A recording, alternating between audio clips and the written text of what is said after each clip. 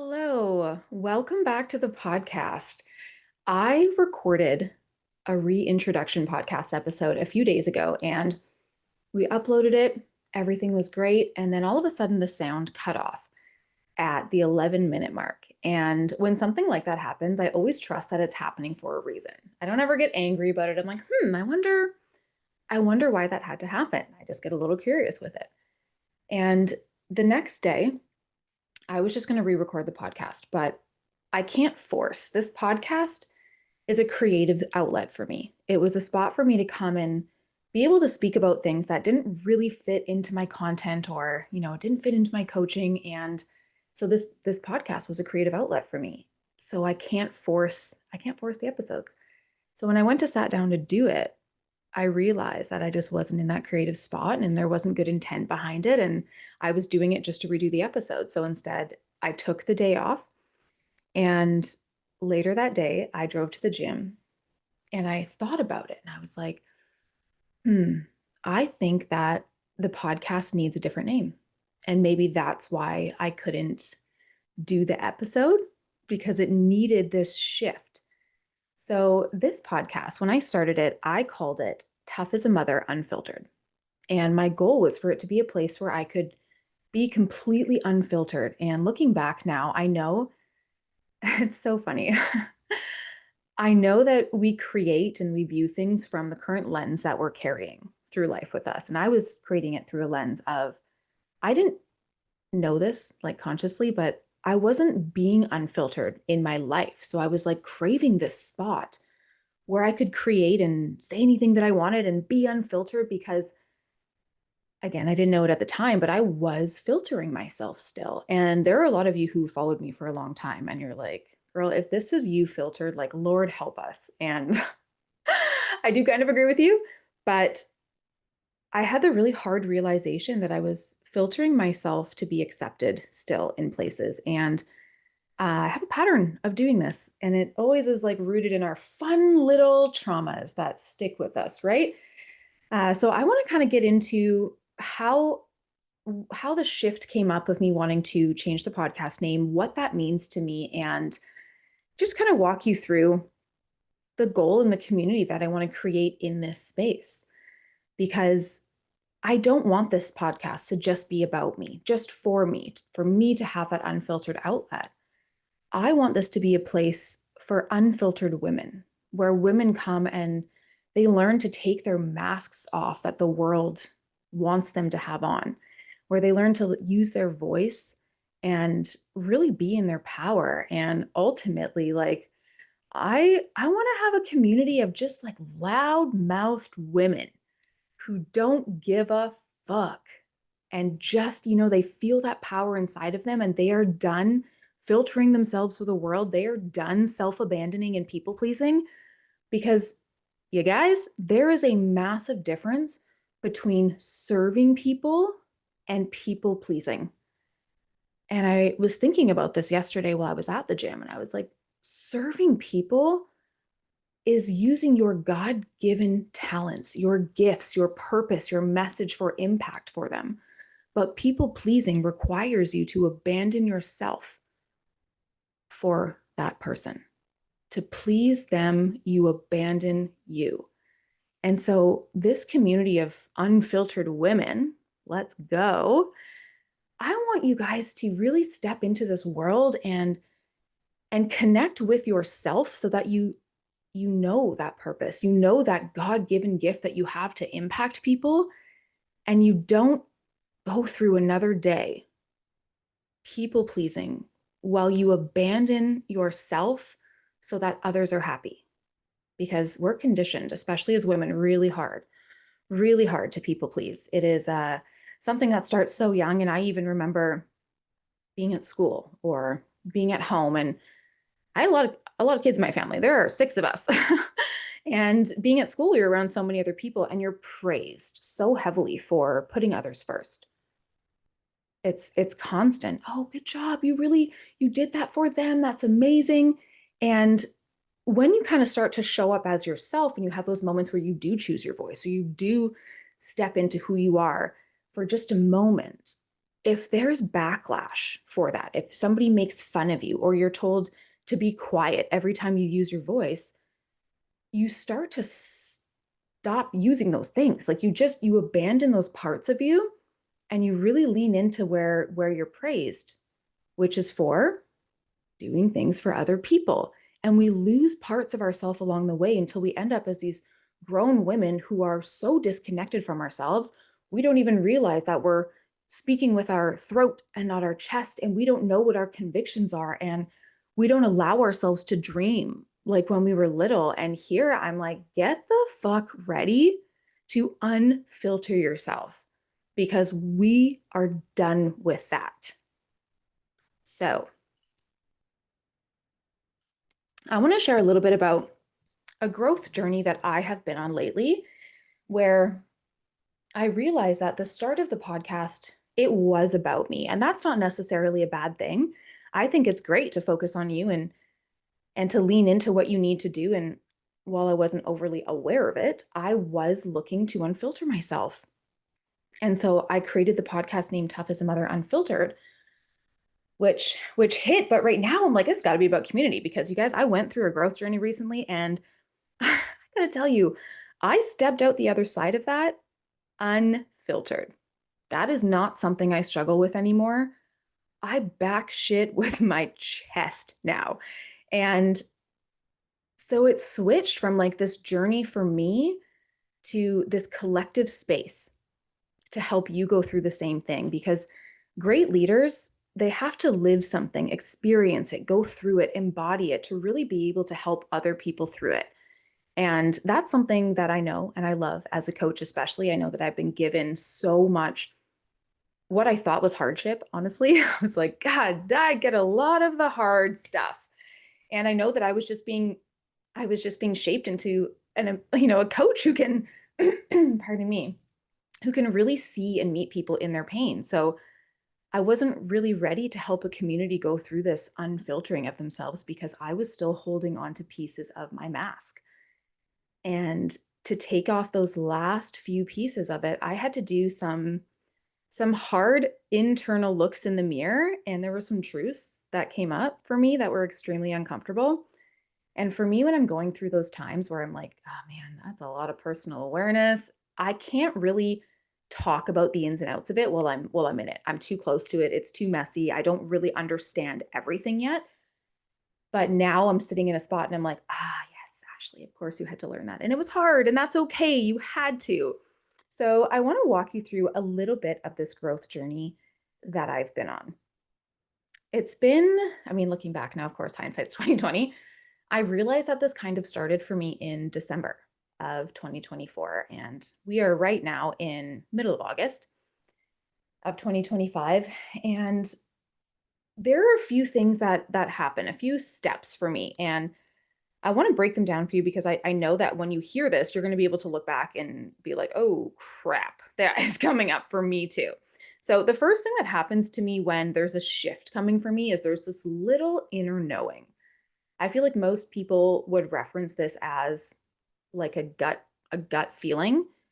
Uh, I call it a whisper. It's an internal whisper that's trying to talk to you. And this is the easiest one to avoid, shove back down and be like, oh, that's crazy. That's a weird thought. How random. When it's not random, it's there for a reason and it is talking to you for a reason. So the whisper is usually something that is like, it's trying to redirect your path. It's trying to get you back in alignment or maybe onto a different path. And because it is unfamiliar, it's uncomfortable, we don't want to listen to it. We're like, yeah, absolutely not. No, thank you. And again, the path is never wrong. The journey is a journey and the journey is always perfect. So I'm not going to be like, I regret this. This was perfect for me. Now, the next stage is what I would actually call the gut pull. And this is more of like a physical feeling in your body. And this one's a little bit louder and much harder to shove back down. The max I've ever been able to shove this one back down is like 2 or 3 months before it explodes. Because this stage is like trying to pull a balloon underwater and hold it there. When you feel this pull inside of you, you can grab the balloon and pull it down underwater with force, and it's force. It takes effort to keep it there. But when the next stage comes, the next stage is the equivalent of you letting go of the balloon underwater and the balloon exploding above the water, out of control. You have no control over how high it goes, where it goes, the splash that comes. There's nothing in your fucking control. This is the one where it's like, I tried to warn you. And this is the disruption. So I actually had a friend send me a podcast when I was making a really big decision in this growth period. And I was kind of at the point where I had acknowledged the gut pull. And I talked to my business coach and I was saying I felt stuck in my business. Like I love my business. I'm a top 1% network marketing coach. I love my team. I love what I do. And that's why I think I was trying to shove it back down, was because I was like, no, no, no, everything's fine. You love this. You love this. There's nothing more for you. But I know myself and I am somebody who does a lot of things. I'm a manifesting generator in my human design. I'm a Sagittarius if you're a horoscope gal. And like that combination is a little bit unhinged. And we are not great at just going with the flow and doing things when we kind of lose that excitement. So I knew that I needed something more, something on top of it, something else to do. And as I started searching for it, it was like the podcast was born from this place. And I knew that I wanted to be coaching, and I had opened a free coaching container inside of my network marketing organization where I could coach more in depth, not just on the basics of network marketing, but actually work with the women to go through the really difficult things, the identity, the patterns, the personal awareness that you need, the mindset tips and tricks. And like, that was it. I was like, I'll start coaching here and this is going to help this pull feeling. And then I finally snapped and I told my business coach, I was like, I just feel stuck, man. Like, I just feel like I have this like scream into a pillow energy all of the time right now. And he was like, just fucking do it. Grab a pillow and scream then.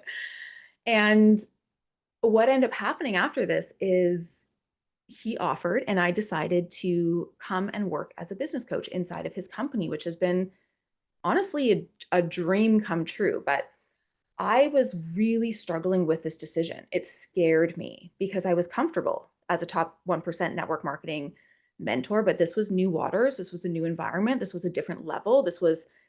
It's different. And I was panicking. I was doubting myself. And I was sitting at a cafe and I signed the contract. I signed it. And as soon as I did, I started to spiral.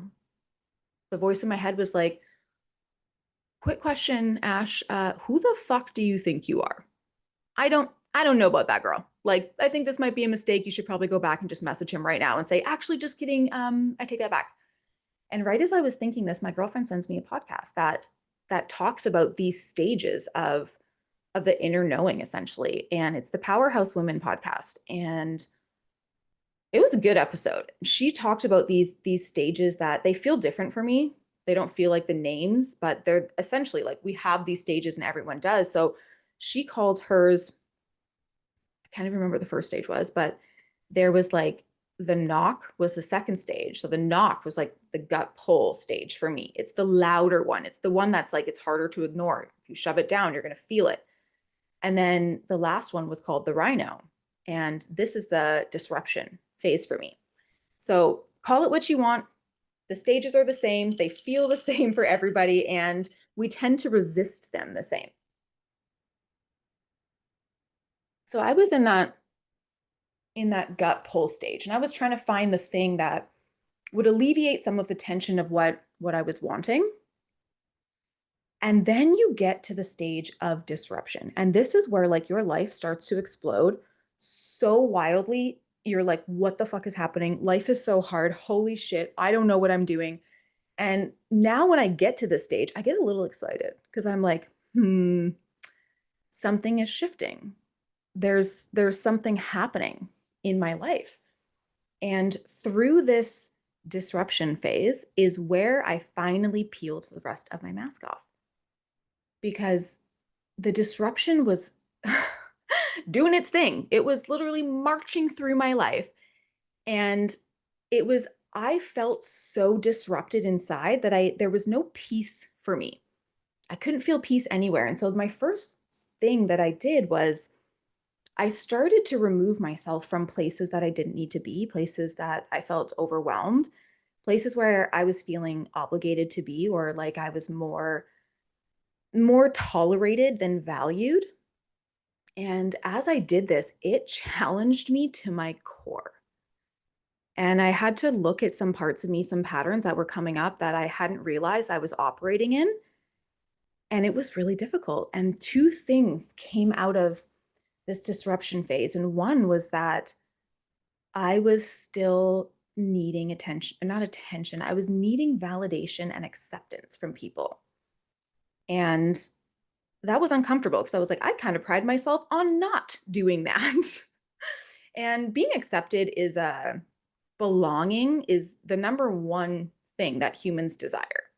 Belonging, right? We want herd acceptance. We want everybody to approve of what we're doing, to feel like we fit in. And because of this feeling, this is where we tend to lose ourselves a lot. So I realized first thing was that I was doing this and that was really uncomfortable. So I'm going to unpack that. And then the second thing I realized was that I was being a fucking coward. That is not a cute reflection. That's not a fun pill to swallow for yourself, because yourself, your ego, it wants to create a bunch of stories about why you're operating that way. And you're not a coward, you're a victim. And it wants to spin all of these stories that keep you safe and keep you where you are and ultimately keep you rooted in fear so that you can't evolve past that version that operates with your ego.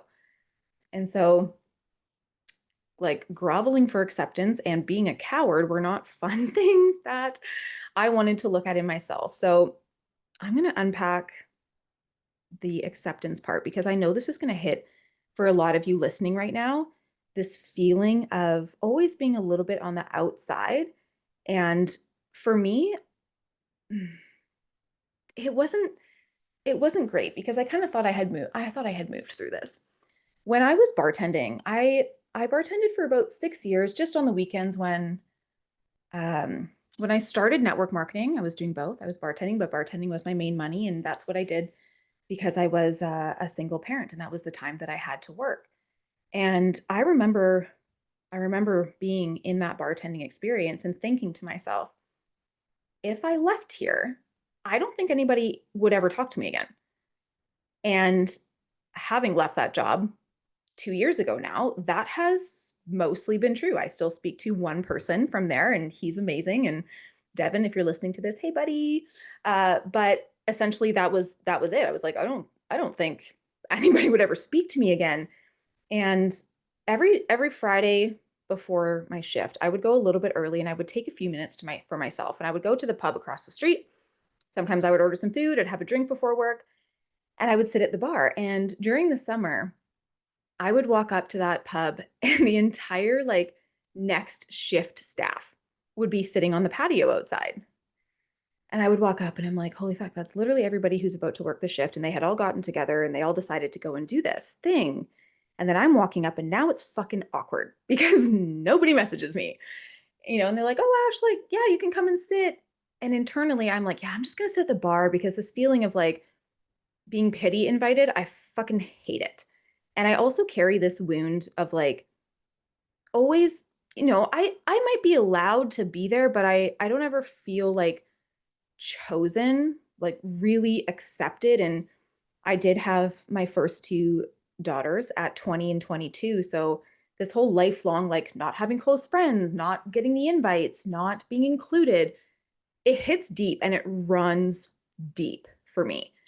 And so that type of situation would would trigger the shit out of me. And I'm like, oh, here we go again. Like, yep, I could come and sit because I'm here. But yeah, I definitely wasn't thought of to be invited to it. And I remember like I would work the weekends. Like I worked Friday, Saturday nights, and they would always, ask, Ash, can you work this extra shift? Everybody's, gone. They're going up to this music festival together. Everybody's going camping. Everybody's going on a trip together in Mexico. And I would be like, yeah, I guess, yeah, I'm fucking available, aren't I? Because I'm still here. And it's not even their fault. They don't owe me anything. This was just like, you will notice your triggers are just places inside of you that are unhealed. And that is what a trigger is. It's a little direction to be like, hey, we got a wound here still. It's bleeding a little bit still.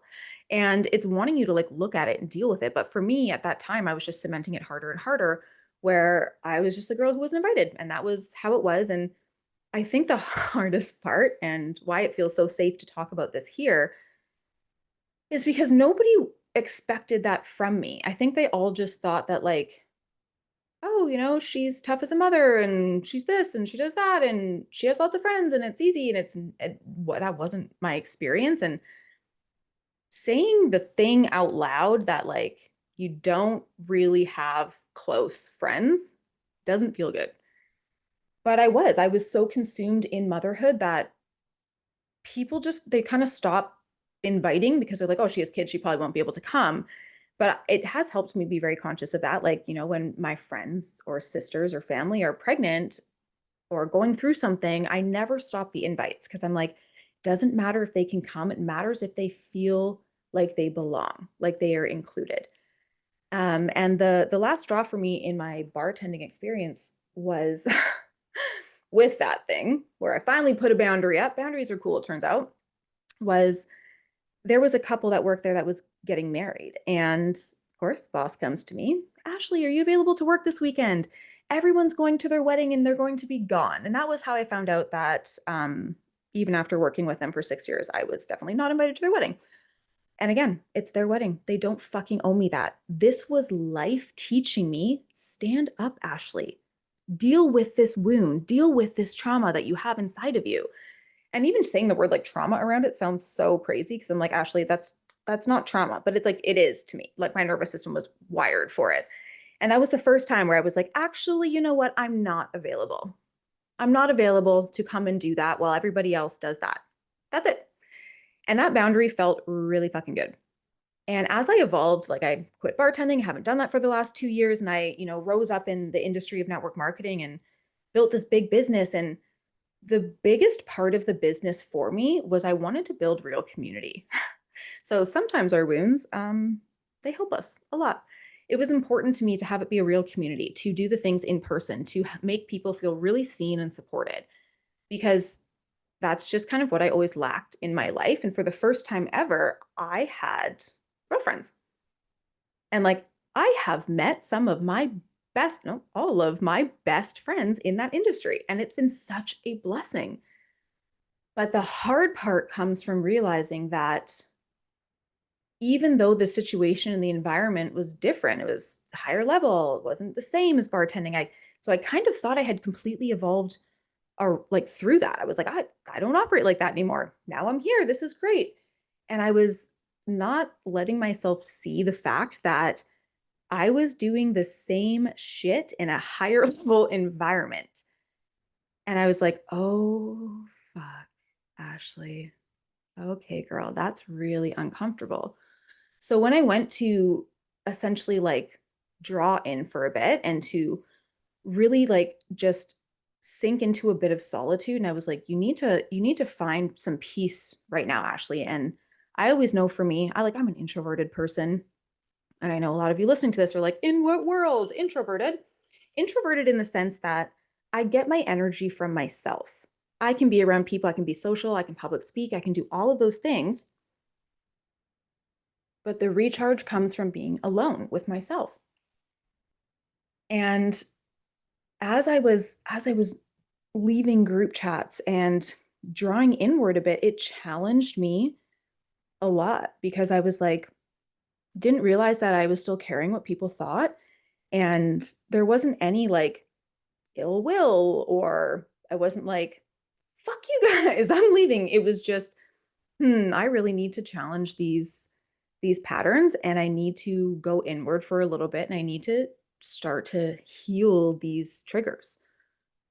And as I was doing it, all I could think about is, oh my gosh, like, what if they think that I'm mad at them? What if they think that like I hate them or it's like vindictive and I cared so deeply about it. And I was like, well, what if they talk about it? And I had to keep like coming back to myself and being like, gosh, if they talk, if that's your biggest fear that people are talking, they're probably already talking. Like it's okay. And what if they talk? What if it doesn't fucking matter unless you give it the power to matter to you? And so by having to do that, it was challenging to every like wound, every pattern that I had. But I went into this little season of solitude, and it was probably only like 6 weeks, but like 6 weeks of solitude is great. And I finally came out the other side of this like life disruption where things were just happening so quickly and so aggressively. And I was still fighting the disruption. I was still trying to barter with it. And I was trying to create timelines for it. And you'll notice you do this, right? Like if you feel that gut pull, if you feel that disruption in your life, you're still trying to control. You are looking for ways to be like, oh no, no, I can predict this outcome. No, no, no, I can do this. No, I am learning to surrender to the disrupt and know that like it feels like the equivalent of being squeezed. It's like you're in the contraction, almost like birth, like you're being birthed a new version of yourself, but it's not a cute fucking journey. Like birth is magical. Baby's the best, but the process is like, what the fuck? It is a lot. And it's a lot of it's not cute and it's painful and you don't get to filter yourself or be in control of everything. It's happening. There is no amount of you squeezing your freaking legs together that are going to hold that baby and it's coming out. And that's what it felt like. I was like in the squeeze. I'm like, I'm in the fucking contractions right now. Like I know I'm being birthed a different version. And I start to settle into the hard where it's like I've been actively resisting for so long. And because I've resisted, now I'm in the disruption and I'm still trying to barter with it, like for control, like I fucking have any.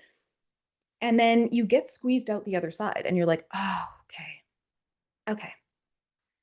And in the middle, like you're becoming somebody that you don't know yet, you're unfamiliar with. So there's this period of how am I supposed to move through life and do the same things that I have to do? How do I work my job? How am I around my people? How do I operate? How do I show up on social media? All of these things you're not certain of anymore because you're no longer the version of you that did those things. And so you're required to make moves while you feel lost, confused.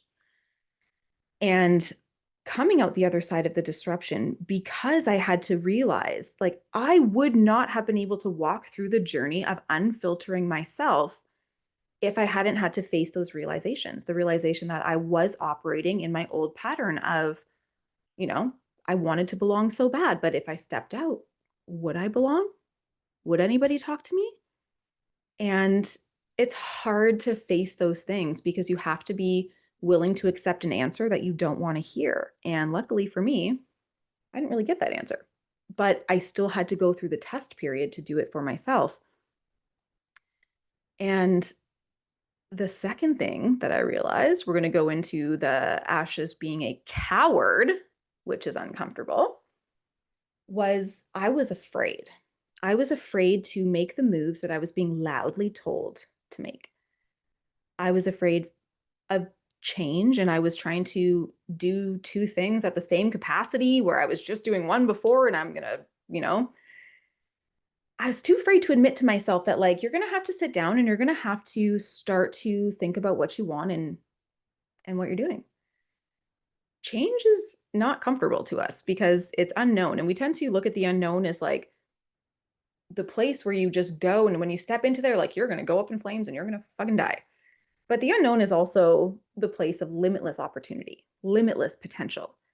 And we're just kind of hardwired to fear it and to think it's a negative thing, but it's not. And so as I was resisting hard, so hard, I could do a whole other episode on the breathwork session that I did that caused me to like really come to terms with the fact that I needed to let go, but I'll do that another time.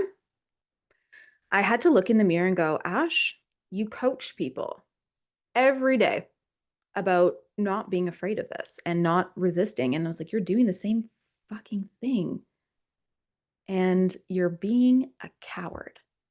You're being a coward because you're comfortable and you're afraid to release what's comfortable. You're afraid to release the exact schedule that you have, the routine.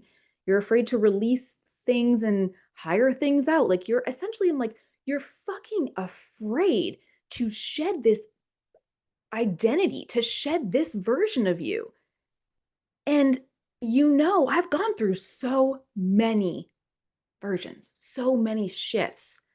Why was I resisting this one so hard? And I realized that I was resisting this one so hard because where I started, that version of me who, was a single mom making $4,500 a month, living in that 3-bedroom condo, and then my boyfriend moved into it. And then there was 6 of us in that 3-bedroom condo and we had another baby. And that version of me, I think that her beyond her wildest dreams of who she would become, that's the version that I was scared to let go. I felt like I was like, no, I blew her mind. I made her so proud. I did that for her. And um, take a quick sip of water on that one. Ooh, okay. I think that no, I don't even think. I know that I was so scared to step into that next version because now I had to reimagine this vision that I had for my life. And if I reimagined the vision that I had, it required believing that I was going to do something that I never thought possible, that I would move beyond my wildest dreams of what I could accomplish in this life. And everything that I visualized and I dreamed of, she was wrapped up in that version of me. And so I was clinging to her for dear life because I was so fucking afraid of what was on the other side, of what life would demand from the next version, of what the next version would accomplish, of what the next version would have to change. And so I was being a coward. And after I admitted that to myself, I started to do the changes. I started to make some decisions and make some actual aligned action steps to move forward. And of course, like every time, sometimes, not even sometimes, every single time, you have to take the first step in full faith, blind faith, because you're saying, yes, it's like you signing the contract with life. Yes, I accept this next stage. I accept more. I accept change. I accept greater vision. And it's not always easy, is it? It's hard. And so I've come out the other side of it after dealing with all of those things. And I was like, oh, okay, that was a fucking journey. That was great. I don't have a filter anymore. I have completely aligned with what I want to do and my message and my convictions. And I don't feel like I have any tape over my mouth anymore. So as I came out, out the other side of that birth canal, we'll call it, I realized that the purpose of Tough as a Mother Unfiltered was fulfilled. I went through that journey for myself. And my whole why, we'll call it, your why always evolves as you go. But my one it's lifelong. Like I know this why carries my life vision.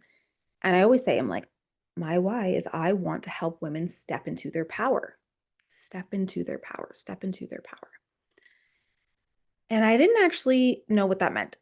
I just knew what it felt like to be powerless. And I knew what it felt like to change my own life and step into my power. I knew the feeling shifts of being at the mercy of what we'll call, let's say, the system, being at the mercy of other people for money, being at the mercy of other people for control of my schedule, being at the mercy of everything controlling me and shaping my life, and then taking the reins, changing my life, changing my whole circumstance. And essentially, piece by piece, I just kept taking my power back until I was like, I don't feel controlled, I feel powerful.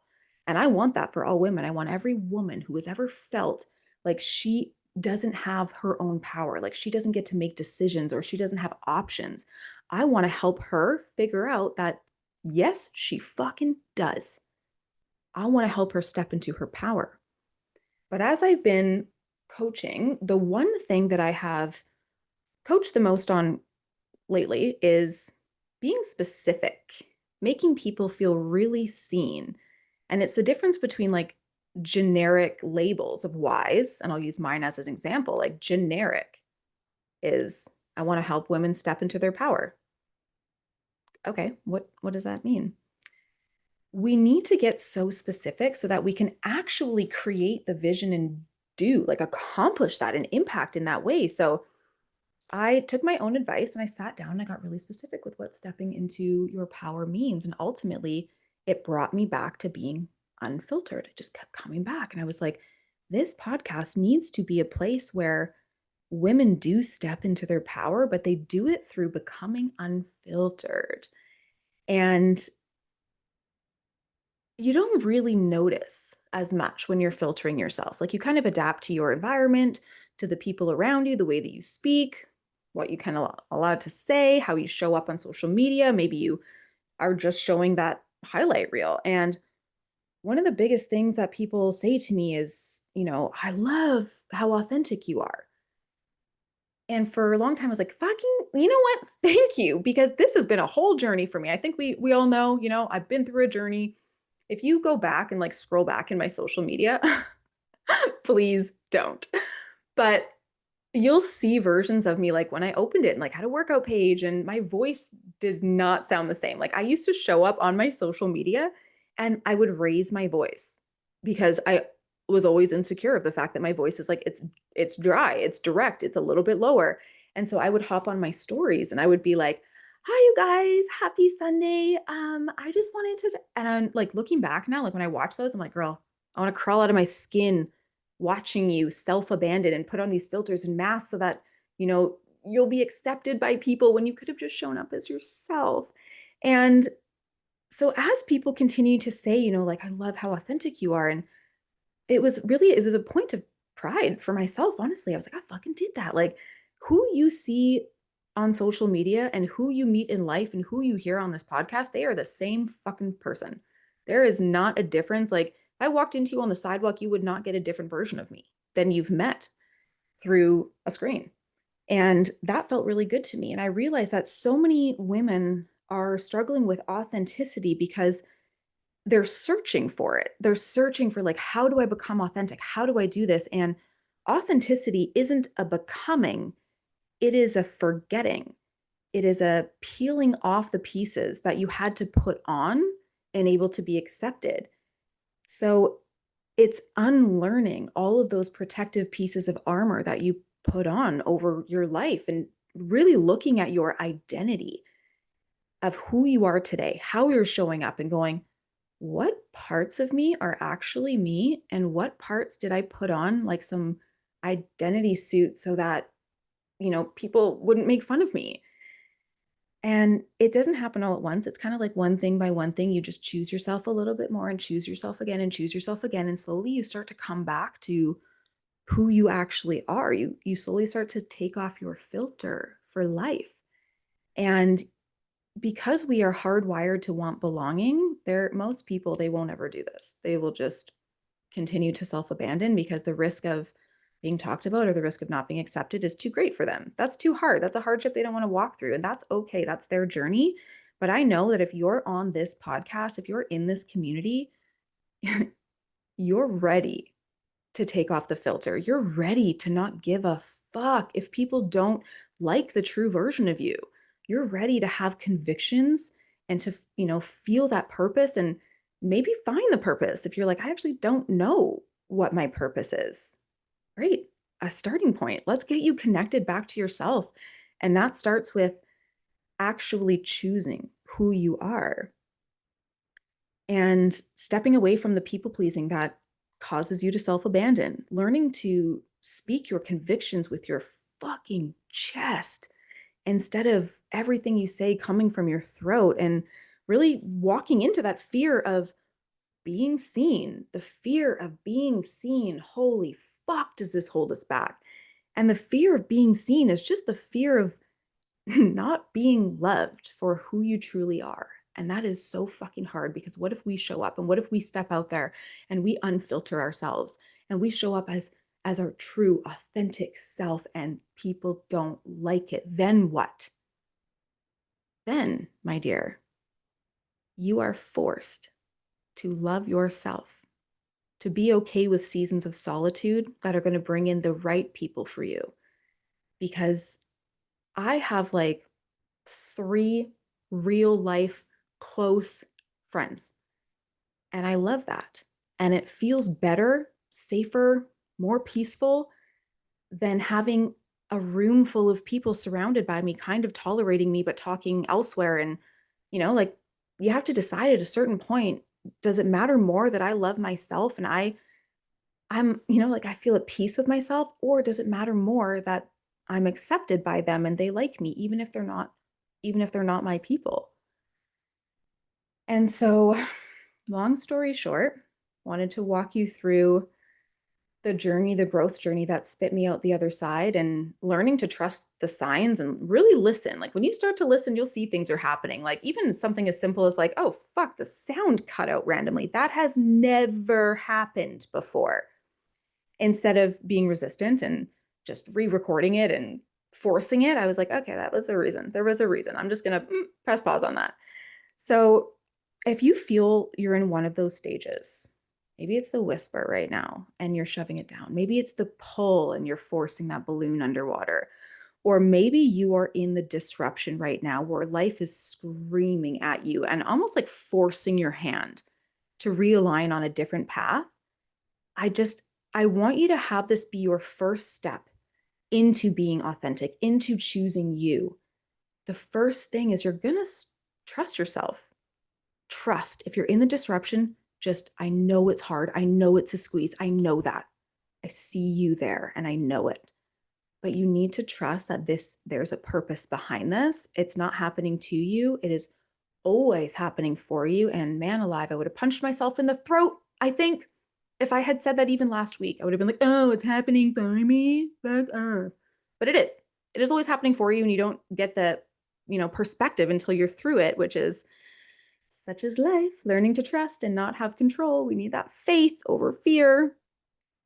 But if you're at the whisper stage, if you hear that like that gut whisper that's just going, "Hey, I have this thing, this idea, I want to bring it to you."